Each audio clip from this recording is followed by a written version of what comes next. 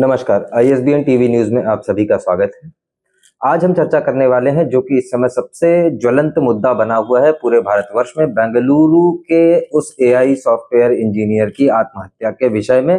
आज हमारे साथ पैनल में प्रबुद्ध वर्ग से जुड़े हुए 4 लोग हैं, जिसमें से पुलिस प्रशासन का पक्ष रखने के लिए श्री रविकांत पांडे जी, जो कि रिटायर्ड पुलिस अधिकारी हैं, और नेता पक्ष से जुड़े हुए हैं श्री विंध्यवासिनी श्रीशानंद जी, जो कि राष्ट्रीय महामंत्री नवयुवक दल से हैं। वकीलों का पक्ष रखने के लिए हमारे साथ में है प्रियांशु शुक्ला जी, जो कि advocate criminal high court Lucknow bench से आते हैं, और उसके साथ में विश्वविख्यात ज्योतिषाचार्य आचार्य इंदु प्रकाश मिश्रा जी हैं। आइए हम इन सब के साथ आपको जोड़ करके दिखाते हैं, चर्चा करते हैं और इन सब की राय लेते हैं इस विषय में कि अतुल सुभाष का आत्महत्या करना कितना सही था, कितना गलत है, या उसकी आत्महत्या के पीछे क्या सर्कमस्टेंसेस रहे होंगे।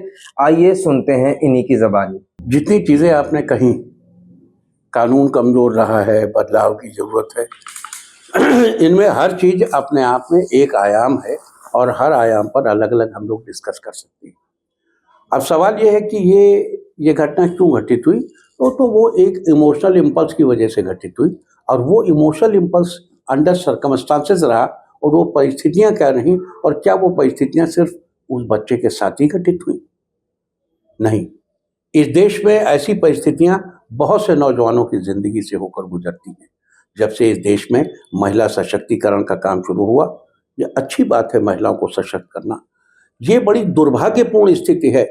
अगर आप ईसाइयत में देखें तो स्त्री एक भोग्या है, अगर आप इस्लाम में देखें तो मोहम्मद साहब अल्लाह के गुलाम हैं, पूरा इस्लाम मोहम्मद साहब का गुलाम है, और स्त्रियां तो सबकी गुलाम है।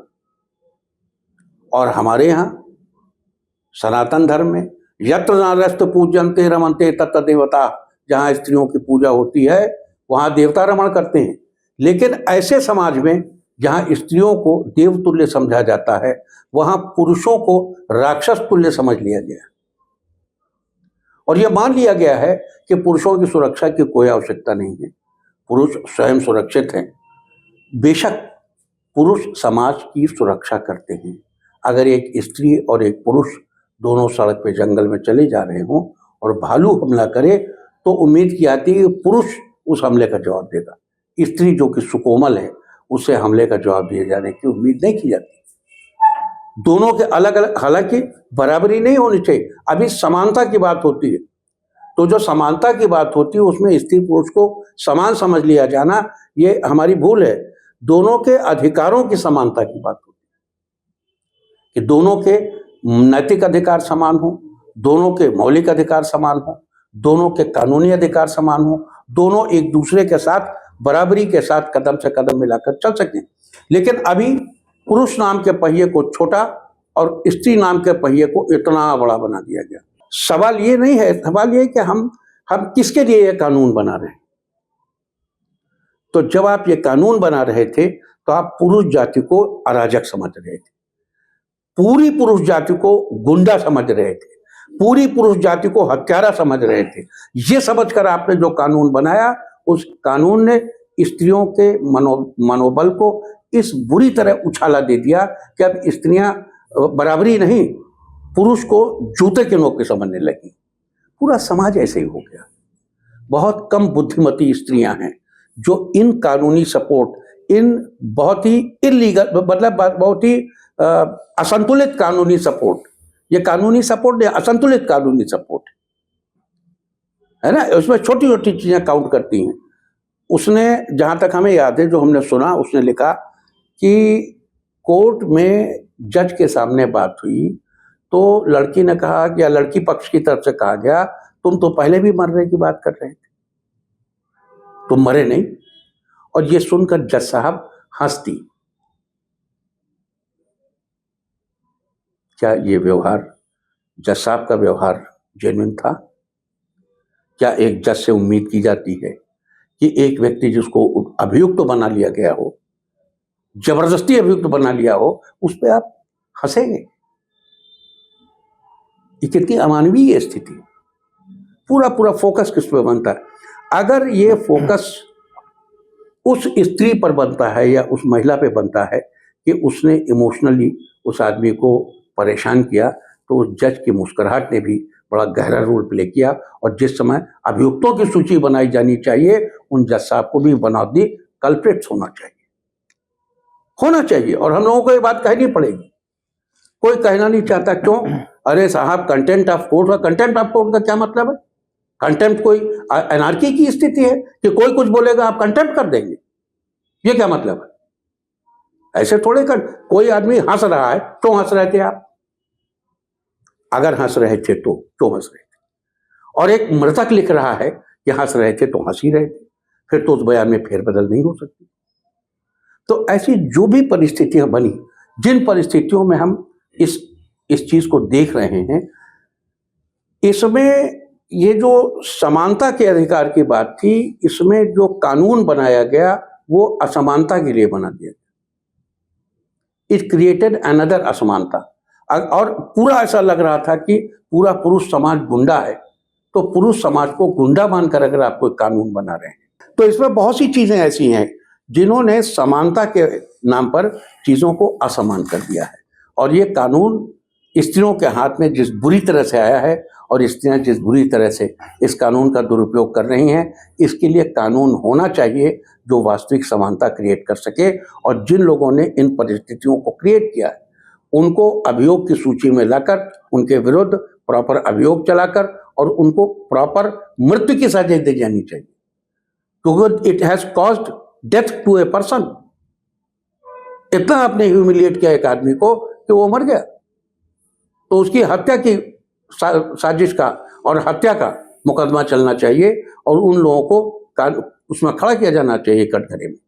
और खासतौर से जो जज साहब या जज साहिबा जो भी हों, जो हंसी थी या हंसे थे, जो मतुने अंता, लेकिन जो भी हों, उन हंसने वालों को भी कटघरे बुलाया जाना चाहिए। मेरी तो राय ऐसी ही। हमको अपनी सोच बदल करके अब सोच को बदलना चाहिए। हाँ बिल्कुल, कानून ने ही तो इस स्थिति को क्रिएट किया। अब याद दिलाए ना, जस्टिस वर्मा जो ये बना रहे थे, जो इलाहाबाद के थे, तो बाद में सुप्रीम कोर्ट भी रहे, जो नोएडा में रहते थे, वो जब इसको बना रहे थे, उस समय भी हम लोग चाहते थे कि ये इतना क्रूर इसको ना बनाए। इतना क्रूर बनाना ठीक नहीं था।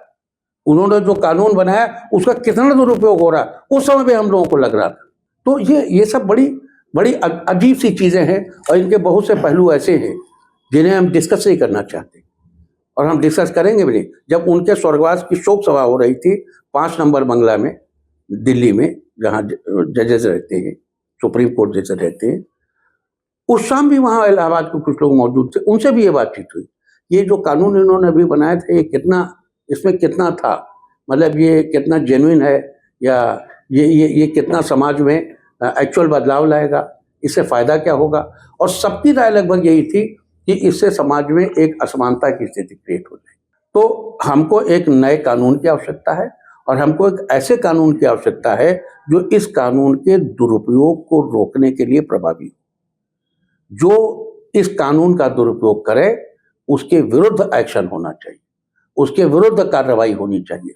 ऐसा कानून हमें बनाना होगा, और कानून तो हम ही आप बनाते हैं। जब हम आप फैसला करेंगे कानून बनाने का, तो कानून जरूर बनेगा।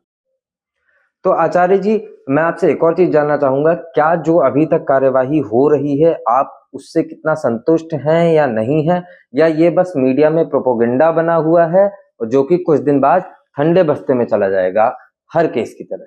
आप क्या कहते हैं इस पे? देखिए, इसके जो आप क्वेश्चन कर रहे हैं, ये बड़ा कॉपी बुक स्टाइल क्वेश्चन है, और इसका आंसर भी बड़ा कॉपी बुक स्टाइल है कि नहीं प्रशासन अपना प्रयास कर रहा है, ये है वो है, मीडिया बहुत जोर से जुटी हुई है। नहीं, ऐसा नहीं। देखो, जो चेंजेस आते हैं वो हमेशा एक लहर के साथ आते हैं, और इस बच्चे की मृत्यु से जो चेंज आएगा वो भी एक लहर के साथ आएगा। एक लहर क्रिएट हुई है। अब देखिए कितनी बच्चों के साथ रेप होता है। एक रेप दिल्ली में हुआ, उसका कुछ नाम भी था, क्या नाम था? निर्भया। हाँ, अब देखिए रोज रेप होते हैं, कोई निर्भया की तरह शोर नहीं मचता, लेकिन एक निर्भया के रेप पे शोर मच गया। क्यों? लोग उस समय की स्थितियों से परेशान थे और वो एक लहर बन गई थी, है ना। अभी देखिए बनारस में एक रेप हुआ, अब तो उसको काफ़ी दबाने की कोशिश की जा रही है। ऑलमोस्ट वहाँ की गवर्नमेंट और कुछ जो वेस्टेड इंटरेस्ट वाले ऑर्गेनाइजेशंस और लोग हैं वो उसको कुचलने में लगभग कामयाब दिख रहे हैं। लेकिन इस मसले पर हमें लगता है कि जन आक्रोश की लहर देखते हुए परिवर्तन अवश्य आएगा। और देखो, प्रशासन भी कोई बाहर की चीज़ नहीं है। कोई आपका भाई या आपका भतीजा, कोई बच्चा, कोई घर परिवार का लड़का वहाँ बैठा होगा प्रशासन में, वो ऐसा थोड़ी करना चाहेगा कि चीज़ों को लीप पोत के किनारे कर दे। नहीं, ऐसा कुछ नहीं। प्रशासन अपनी कार्रवाई करता है, लेकिन ये ध्यान रहे कि कानून के आगे प्रशासन चुप हो जाता है। कानून जहाँ पर, वो हमको कानून देना पड़ेगा प्रशासन को, और कुछ प्रशासन को अपने विवेक का भी फैसला लेना पड़ेगा कि अपने विवेक का इस्तेमाल करके प्रशासन चीज़ों को सही करने का प्रयास करे। हम उम्मीद करते हैं कि प्रशासन इसमें सही रोल निभाएगा और जरूर इन चीज़ों को वो ध्यान में लाएगा, और इन चीज़ों से जो बदलाव हैं उनका भी रास्ता प्रशासन अवश्य प्रशस्त करने में मददगार होगा। देखिए, बहुत बहुत धन्यवाद। आपको साधुवाद देना चाहूँगा ISBN टीवी न्यूज़ को कि वो इस तरह के प्रश्न को बहुत प्रबलता से समाज में उठा रहे हैं। और अभी थोड़ी देर पहले मैं सुन रहा था आचार्य जी की भी, आपने जो प्रश्न किए उस पर आचार्य जी ने एकदम स्पष्ट उत्तर दिया है कि एक समाज वो था जब नारी अबला थी, और अबला थी तो कानून बना था। आज नारी पुरुष के साथ कंधे से कंधा मिला के चल रही है। समाज बदल गया। समाज बदल गया तो उस कानून जो उस समय बनी और वो कानून जो आज उसी का दुरुपयोग हो रहा है। उसका सबसे बड़ा कारण यही है कि हम इस बात को समझ नहीं पा रहे हैं कि कानून बदलने की स्थिति बहुत पहले ही उत्पन्न हो चुकी थी। किसी भी समाज में निर्माण की स्थिति और उसकी ग्राफ गिरने की स्थिति दोनों ही सुनिश्चित है। 50 साल बहुत काफी होता है किसी भी कानून को बदलाव देने के लिए। बहुत सारे कानून अभी भी बदले हैं या धाराओं के नए नए नाम हुए हैं। आखिर ये आवश्यकता क्यों पड़ी? ऐसी क्या आवश्यकता थी कि आजादी के बाद इन चीजों में बदलाव हो जाए? हुई ना, सरकार ने बिंदुवत बदला ना उसे। जब बदला तो ये भी एक आवश्यकता है। आज इस घटना से ये घटना संयोग नहीं है, अब इस पे प्रयोग की बारी आ गई है। और प्रयोग ये है कि जो यूथ उस समय और आज की स्थिति का जो यूथ है, दोनों कंधे से कंधा मिला के नारी और पुरुष समाज को आगे बढ़ा रहे हैं। और जब नारी और पुरुष दोनों ही समाज को आगे एक साथ बढ़ा रहे हैं तो दोनों के साथ बराबर का व्यवहार होना चाहिए। हम हर जगह बराबर बराबर बराबर कहते हैं, लेकिन यहाँ कानून तो बराबर है ही नहीं। सारा सशक्तिकरण के नाम पे महिलाओं के पक्ष में कानून डाल दिया गया। उसका दुरुपयोग देख लीजिए। ये तो IT का बंदा था, सॉफ्टवेयर इंजीनियर था, उसको सब ज्ञान था, तो उसने सारा प्रयोजन करके लोगों को दिखाया, दर्शाया। बहुत सारी समाज में ऐसी घटनाएं हो रही हैं जो आज भी बंद अवस्थे में है, और वर्षों से पुरुष जो है परेशान हो रहा है। आज जरूरत है, आज की आवश्यकता है। इस बात को प्रबलता से दिखाइए। आचार्य जी ने बहुत अच्छी बात कही और बहुत अच्छा उदाहरण दिया। बलात्कार बहुत हो रहे थे, लेकिन निर्भया कांड की आपने चर्चाएं कर ली ना, वो क्यों कर ली? एक ऐसी ही बिंदु निकल करके आएगी जब प्रयोग की आवश्यकता पड़ेगी। प्रयोग हुआ, उनके लिए सशक्तिकरण के बहाने बहुत सारे कानून बनाए गए। आज ये भी आवश्यकता है। और अपनी पार्टी के राष्ट्रीय महामंत्री और प्रवक्ता के रूप में मैं एक बात कहना चाहूंगा। हमारे साथ सारे नवयुवक जुड़े हुए हैं पूरे देश में, और सबकी वेदना जो है मेरे मुख के द्वारा निकल रही है। और ये सशक्त भारत के निर्माण में यदि कानून बराबर नहीं बनेगा तो आने वाला भविष्य यूथ के लिए बहुत ही खतरनाक और दुरुपयोग होगा। इस खतरे की बात पे और दुरुपयोग की बात पे ये कहना चाहूँगा कि देखो, हमारा समाज आज़ादी के बाद से बहुत से टुकड़ों में बट गया। बहुत से टुकड़ों, जैसे हम सामान्यतया हमारे यहाँ वो SC ST का आरक्षण है, ऐसे ही हमने महिलाओं के अधिकारों का आरक्षण कर दिया, महिलाओं को आरक्षित कर दिया कि अगर कोई स्त्री चाहे और किसी पुरुष को 2 घंटे तक ताकती रहे, पुरुष उससे कानून नहीं कह सकता कि मुझको मत देखो, और एक और आदमी किसी औरत की तरफ देख ले 10-5 मिनट तो बड़ा भयानक कानून उस पर लागू हो जाएगा। तो ये जो असमानता की स्थिति क्रिएट हो गई। अभी आप ब्राह्मण हैं तो कोई शेड्यूल कास्ट आपको 50 बार ब्राह्मण कह गरिया सकता है, आप उसको एक बार शेड्यूल कास्ट नहीं कह सकते, तो असमानता की स्थिति क्रिएट हो गई। तो देश में जो असमानता की स्थिति क्रिएट होती चली जा रही, ये जो बहुत से फिरकों में हम बढ़ते चले जा रहे हैं, और अपने अपने क्षेत्र में जो शेड्यूल कास्ट हैं वो छोड़ना नहीं चाहते अपना रिजर्वेशन, वो बिल्कुल नहीं छोड़ना चाहते। आप रिजर्वेशन खत्म करने की बात करिए, बात हुई थी 10 साल के लिए रिजर्वेशन की, परदादा को मिल गया, दादा को मिल गया, बाप को मिल गया, उनके औलाद को भी मिल गया, अरबों रुपया घर में रखा है, लेकिन फिर भी और होगा क्या कि वो 90% पाने वाले को मेडिकल में एडमिशन नहीं मिलेगा, 40% वाले को मिल जाएगा। आपको बढ़िया दवा कौन देगा जिसकी मेंटल वर्थ 40% है या 90% वाला? आपको रिलीफ कौन देगा? आपकी प्रॉपर इंजीनियरिंग कौन करेगा? आपके राष्ट्र की इंजीनियरिंग कौन करेगा? आपके मेडिकल की इंजीनियरिंग कौन करेगा? ऐसी स्त्रियां जो दिन भर ये गुंताड़े बैठाती हों कि कैसे हम अपने पति को नीचा दिखाएं, कैसे, और वो स्त्रियों के माताएं कि कैसे अपने दामाद से पैसा वसूल ले, इस केस से तो ये क्लियर हो रहा है। तो जो दिन भर ये कर रहा है वो राष्ट्र कैसे बनाएगा? या जो उधर से मेडिकल में आया और 40% नंबर लेके इसने मेडिकल पढ़ लिया, वो आपको जब देखने बैठेगा तो क्या एनालाइज करेगा? आपके गाल ब्लैडर में क्या है, आपके शरीर में क्या हो, तो 40% एनालिसिस कर सकता है, 99% वाले तो छांट के गिरा दिया, आपने बाहर कर दिया। तो ये जो असमानता हमारे समाज में क्रिएट हो गई है, ये हमारे समाज को गिरावट की तरफ ले आ रही है। अब मैं चलूंगा श्री रविकांत पांडे जी, जो कि पुलिस अधिकारी रहे हैं, आप रिटायर हो चुके हैं। मैं आपसे जानना चाहूंगा, जो भी इसमें पुलिस द्वारा की गई कार्यवाही है, उस कार्यवाही से आप कितना संतुष्ट हैं? उन जांच एजेंसियों द्वारा की गई जांच से आप कितना ज्यादा संतुष्ट हैं? उनके ऊपर चल रहे इतने सारे मुकदमे जो कि इतनी संगीन धाराओं में चलाए जा रहे हैं, क्या वो उचित है या अनुचित है?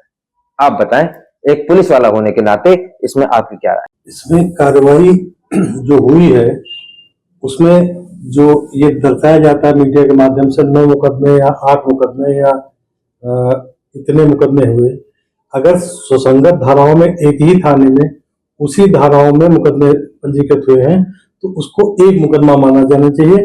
ये आईओ और पर्यवेक्षण अधिकारी का कहीं ना कहीं गलती है, या दबाव बनाने के लिए पार्टी के ऊपर ऐसा किया गया। हर मुकदमे में जो विवेचक होता है वो सारे मुकदमों को एक में सम्मिलित करके उसकी विवेचना करता है। मतलब आप ये कहना चाहते हैं कि जितने भी मुकदमे हैं सबको एक मुकदमा मान करके उसकी विवेचना की जाएगी। तो ये अलग अलग क्यों किया? साजिश हुई है, उसके साथ साजिश हुई, एक ही मुकदमा विवेचना। तो ये हमारी कानून की लचरता है। कानून की लचरता नहीं, ये हमारी राजनीतिक जो दबाव है, राजनीतिक दबाव के चलते। ये आपको कह रहे हैं कि लगता है पॉलिटिशियन दबाव बनाते हो। राजनीतिक दबाव के कारण ऐसा नहीं हुआ, या सुसंगत धाराओं में मुकदमा पंजीकृत करते हुए पर्यवेक्षण अधिकारी ने लापरवाही बरती, राजनीतिक या समाज संरक्षण और समाज हित के लिए कार्य करता है। विवेचक ने लापरवाही। कानून जो बनता है बड़े ब्यूरोक्रेट द्वारा बनती है, कानून की व्यवस्था जो बनती है। अरे भाई, उनको अपनी बात तो करनी चाहिए। आप बताइए। राजनीतिकरण के कारण हमारे जो नवयुवा हैं, जो क्या कहते हैं 80% 90% ला करके पीछे जा रहे हैं, और ये जो 40% वाले, अभी आचार्य जी ने कहा 40% वाले आगे आ रहे हैं, ये हमारे जो कानून में बदलाव हुए, ये राजनीतिक पार्टियां अपने वोट बैंक के लिए आरक्षण, महिला सशक्तिकरण, भांत भांत के नाम देते हुए समाज को विभिन्न वर्गों में बांटते हुए ये किसी भी प्रकार से किसी भी समाज को सही ढंग से रहने देना नहीं चाहते। इसीलिए ये समाज बढ़ता जा रहा है, और बढ़ने के बाद इतने मुकदमे पंजीकृत हो गए, इतने मुकदमे अदालत में पंजीकृत है, अदालत में उनके सुनवाई चल रही है, जिसमें पर्याप्त मात्रा में न निर्णय हो पाते हैं और विलंब से निर्णय होने का कारण भी एक ही है। अगर सही समय पर निर्णय हो जाए और दोषी को सजा मिल जाए तो मुझे नहीं लगता कि इस प्रकार का दोषी दोबारा कोई कृत्य ऐसा करेगा। नहीं, आपका कहना सही है, क्योंकि देर से न्याय होना भी, अगर जस्टिस टाइम से नहीं हुआ तो ये जस्टिस डिनाइड है। तो आप आदमी को जस्टिस डिनाई कर रहे हो, you have denied the justice. Justice which is not well in time, it is justice denied. और ये बिल्कुल ठीक कह रहे हैं कि न्याय व्यवस्था इसमें बहुत जिम्मेदार है। वो एक एक मुकदमे को 30 40 साल अननेसेसरी चलाती है। Unnecessary means unnecessary, really unnecessary. जो काम 25 साल पहले हो सकता था वो 35 साल 40 साल, एक जीवन निकल जाए, एक आदमी रिटायर हो जाए, क्या मतलब है? आप आदमी की लाइफ हेल्प कर रहे हो। आप जुडिशियल सिस्टम, अभी एक जज साहब से मैं बात नाम नहीं लेना चाहता, तो उन्होंने कहा, हमने कहा भाई ये आप लोग जुडिशियल सिस्टम का तमाशा क्यों बनाए हो? अभी अमेरिका में एक ऐप आ गया है, वो सारे कानून को पढ़ के आपको 30 मिनट में रिजल्ट दे देगा कि इस मुकदमे का फैसला कैसे होना। और 30 मिनट बहुत ज्यादा बता रहा हूं, तो उसके बाद ये वकीलों की तो जरूरत नहीं पड़ेगी। तो उन्होंने कहा अगर इतने लोगों को बेरोजगार कर दिया जाए तो इनमें से ज्यादातर कोई चाकू लगा के डकैती करेगा और कोई इधर उधर करेगा। तो ये पूरे सिस्टम को चलाने का काम हो रहा है। ये this is unofficial, it was ये अनऑफिशियल बयान था, लेकिन ये एक सत्य है। जुडिशरी के नाम पर हम इतना बड़ा सैलाब उसका पेट पाल रहे हैं, वकीलों को जिम्मेदारी नहीं है। कोई वकील जवाब नहीं देता कि देखिए वकील साहब बैठे, इनसे पूछे, ये आवेंगे, डेट लेंगे, चले जाएंगे, और कोई जवाबदेही नहीं है इनकी गर्दन कोई नहीं पकड़ता। न उस जुडिशरी में जिन्होंने हंस दिया, मजाक हो गया, उसका मजाक उड़ गया, आदमी को दिल में इतना लग गया कि उसने सुसाइड कर लिया। लेकिन आपका जुडिशियल सिस्टम इतना लचरपुपू है, ये बिल्कुल सही है, खुश नहीं दे रहे जुडिशरी वाले, खाली कहने की बात है।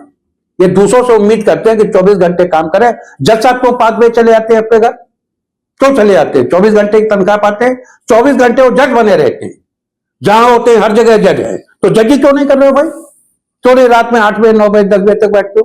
क्यों नहीं मुकदमे निपटाते हो? क्यों? क्योंकि पूरा सिस्टम है एक ऐसे लोगों का। आप देखो जुडिशरी में 2% 5% आदमी है जो अपने टैलेंट की वजह से जुडिशरी, मोस्टली जिसको कहीं नौकरी नहीं मिलती, लॉ करके वकील साहब माफ कीजिएगा, वो लॉ करके वकालत करने लगता है। और बहुत बड़े ढेरों परिवारों के भोजन की जिम्मेदारी, और उस जिम्मेदारी को देखते हुए जजेस 30-40 साल तक मुकदमा चलाते हैं। How shameful, this very bad. ये बहुत खराब है हमारे समाज के लिए। जजेस को भी चेतन, और मैं सारे जजेस को नहीं कह रहा हूं, कुछ को तो मैंने देखा है बड़े न्यायप्रिय हैं, बड़े समय से अपना काम करते हैं, समय से अपनी चीजें निपटाते हैं। लेकिन एक सिस्टम डेवलप हो गया, एक इंडिविजुअल की बात नहीं, एक सिस्टम डेवलप हो गया है चीजों को डिले करना, अनशन कानून बनाना, आए बाएं से समानता के नाम पर असमानता क्रिएट कर देना। भाई आपने रिजर्वेशन क्यों दिया था शेड्यूल कास्ट को? इसलिए कि ब्राह्मणों के बराबर आ सके। 10 साल 20 साल 25 साल, आज तो एक असमानता क्रिएट कर दी आपने। आप किसी शेड्यूल कास्ट को उसके नाम से ले पुकारेंगे, आपको जेल हो जाएगी। और एक आदमी का ब्राह्मणों को जूते से मारो, लाठी मारो, उसके 4 क्या था वो, तिलक तराजू तलवार, इस तरीके नॉनसेंस बातें करेंगे, और हाँ, और कोई आपको अदालत नहीं ले आ सकता। तो ये तो असमानता क्रिएट करने की बात हुई। वही स्त्रियों के साथ यहां हो रहा। यहां पर बात हो रही थी समानता असमानता। जब हम कानून की बात करते हैं, भारत के संविधान की बात करते हैं, तो भारत के संविधान के पहले अक्षर ही we the people of India से शुरुआत होता है, भारत के नागरिकों के लिए ही शामिल होता है। और आपके उसी प्रश्न पे आते हैं, delay in justice. Delay in justice आज के समय की सबसे बड़ी समस्या यह आ रही है, जो हमें जस्टिस समय पर नहीं मिल पा रहा है। और आपके 498A की अगर हम बात करते हैं, तो इस सेक्शन में सिर्फ एक चीज बता रखी गई है, क्रूलिटी। क्या क्रूलिटी सिर्फ महिला के साथ होती है? क्या क्रूलिटी पुरुष के साथ नहीं हो सकती है? आज के समय में जितने पुरुषों के साथ क्रूलिटी हो रही है, उसके लिए क्या कर सकते हैं? उसके लिए कौन उत्तरदायी है? यह व्यक्ति नहीं समझना चाहता है। और ये जो समय, हम सुभाष जी की बात करें, सुभाष जी की मौत की अगर बारे में बात करें, वहां पर भी क्रूलिटी है बाय वुमेन। विवाहित स्त्री द्वारा उसके सापेक्ष में जो क्रूलिटी उत्पन्न की गई, उसका जिम्मेदार कौन? उसका जिम्मेदार, अगर हम जस्टिस प्रशांत कुमार मिश्रा जी की बात करें तो उन्होंने अपने कई से जजमेंट्स में यह बात बोली है कि ये 498 एक ऐसा सेक्शन है जो विवाहित स्त्रियों द्वारा पुरुषों और उन अपने पति और अपने पति के परिवार वालों के लिए गलत तरीके से इस्तेमाल किया जा रहा है, जो कि न्यायप्रिय नहीं है। देखते देखते जब से मैंने देखा वकालत में 2005 में जब इस कानून को लाया गया, वो सिर्फ इसलिए लाया गया था कि उस वक्त मनोस्थिति कैसी थी पुरुषों की महिलाओं के सापेक्ष। आज के समय में जो क्रूलिटी महिलाएं अपने पतियों के समक्ष कर रही हैं, ये बहुत ही गलत तरीके से हो रहा है। क्रूलिटी की बात कर ले, क्रूलिटी में हमेशा पुरुष महिलाएं ही नहीं गलत होती, पुरुष भी गलत होते हैं, ऐसा नहीं है। अगर गलत होते हैं तो 100% में 18% लोग, जो 2020 का एनसीआरबी की रिपोर्ट है, 18% लोग ही उसमें सम्मिलित हो रहे हैं, दोषी पाए जा रहे हैं। लेकिन अब देखिए उसमें एक इंपॉर्टेंट सवाल ये जी है जी कि हमारे समाज में ये कानून बनाया जाता है जी 18% लोगों को रोकने के लिए, जी जी जी और उससे रुकते कौन है? 100%। मैं आपकी इस बात से बाकी पर दुरुपयोग हो रहा है। मैं आपकी इसी बात से पूर्णतः सहमत हूं जी जी कि जो ये 18% का रेशियो है, जिस दिन ये 0% पे आकर नहीं रुकेगा, पुरुषों के साथ इसी तरीके से असमानता होती रहेगी। और ये स्त्रियां आज की डेट में इसीलिए इस सेक्शन का दुरुपयोग, सुप्रीम कोर्ट के जजेस, कई जजमेंट्स जिसमें साफ अक्षरों में लिखा जा रहा है कि इन धाराओं पे मुकदमा पंजीकृत यदि हो रहा है तो यह पूरी जिम्मेदारी पुलिस प्रशासन की होगी कि उसमें विवेचना सही तरीके से की जाए, प्रॉपर इन्वेस्टिगेशन। यह सबसे बड़ा मैंडेटरी है कि यदि अगर प्रॉपर इन्वेस्टिगेशन नहीं हो रहा है तो 498 एक ऐसा सेक्शन है कि पुरुष 10 साल 20 साल पूरी जिंदगी उसकी इसी सेक्शन में निकल जाएगी। तो वकील साहब, आप ये कहना चाह रहे हैं कि जैसा ये महिला सुरक्षा के लिए कानून बना है, उसी तरह से पुरुष सुरक्षा का भी कानून बन जाए? नहीं, पुरुष सुरक्षा की मैं कानून की बात नहीं कर रहा हूं। क्यों ना बन जाए? बिल्कुल बनना बन जाए तो बन जाए, क्या दिक्कत है? अगर इससे प्रॉब्लम क्या है? इससे अगर ये आज दुनिया में अगर इससे 18% दूसरा था जब नहीं महिलाएं महिला थी, वो भारत दूसरा था, हो गई, वो भारत दूसरा था जब यहाँ शेड्यूल कास्ट के साथ बड़ा अन्याय होता। आज भारत दूसरा है। आज कौन सा अन्याय हो? भारत दोनों कंधा से कंधा मिला के समाज को आगे बढ़ा रहे हैं। बिल्कुल। और जब आगे बढ़ा रहे हैं समाज को कंधे से कंधा मिला करके, तो कानून एक तरफा क्यों? हमारे हिसाब से तो जो ये 498 का एक है, इसमें मुकदमा तभी पंजीकृत होना चाहिए जब विवेचना पूरी हो जाए। नहीं, आप और दूसरी बात, आप इनसे ये भी पूछो, जो पूछ रहे हैं कि कानून क्यों गड़बड़ कर रहा है, तुमसे पूछो सरकार कानून तो आप ही बनाते हैं। सरकार भाई कानून आपके द्वारा ही बनाए जा रहे हैं, तो आप क्यों नहीं कानून बना रहे हैं? ऐसा ये भी हाल इनसे पूछो जरा कि भाई कानून बनाइए, भाई आप तो इम्प्लीमेंट करेंगे। बिल्कुल, जो कानून बनेगा उसके हिसाब से आप देखेंगे इम्प्लीमेंटेशन हो रहा नहीं हो रहा। इन्होंने क्यों नहीं बनाया कानून? नहीं बनाते, इसलिए इनके पास केवल कुत्ता फरफरा के घूमने के सिवा अब कहना नहीं चाहते हैं। तो कि इसमें तो ऐसे भी लोग हैं जो देशद्रोहियों के पीछे घूम रहे हैं। सही बात है, क्योंकि नेतागिरी करनी है उनको, जहां अपॉर्चुनिटी मिल जाएगी वहां टिकट मिल जाएगा, लड़ने लगेंगे। तो जो राष्ट्रद्रोही, हम जो कितने भी कानून बनाते हैं, उनके पीछे हम अपने कितने सभी मित्रों को मैं एक बार कहना चाहूंगा, हमारी पार्टी संघर्ष करती है यूथ के लिए, और हम समाज को जागरूक भी कर रहे हैं। एसबीएन टीवी न्यूज ने हमें बुलाया और हमारी आवाज जनता तक पहुंचे, इसलिए मैं मुखरता से वार्ता कर रहा हूं। और हम आप ही से रिक्वेस्ट, देखिए समाज हमारे साथ चलेगा तो हम उसकी नेतृत्व में उसके लिए कानून लाएंगे। ये बातें हम बार बार इसलिए इस पैनल पे उजागर कर रहे हैं कि आप भी आवाज हमारे साथ लगाएं। तो आपके सुरक्षा के लिए साथी आवाज लगाएंगे। आपके द्वारा ही ये भी हम आग्रह करना चाहेंगे, जो 498A है, इसके लिए कैंपेनियन चलाया जाए, समाज के लिए चलाया जाए। एक कैंपेनियन होना चाहिए कि व्यक्ति को 498A की धाराओं के बारे में पता होना चाहिए कि कहां पे लगना चाहिए, कहां नहीं लगना चाहिए, किस महिला, अगर कोई महिला किसी पुरुष के लिए लगा रही है तो पुरुष भी लगा सकता है, उसको भी पता होना चाहिए। बिल्कुल प्रॉपर कानून बनाया जाना चाहिए और जनभावना क्रिएट की जाए। देखिए, मैं शुरू से एक ही बात कर रहा हूं, अगर महिला सुरक्षा के लिए कानून बना है तो पुरुष सुरक्षा की भी बात की जाए, और वो जो संयोगवश या फिर घटना इस तरह की इतनी बड़ी हो गई, उसके लिए प्रयोग किया जाए समाज में, और समाज हमारे साथ होगा तो हम हर तरह की व्यवस्थाएं उत्पन्न करने में सक्षम हैं।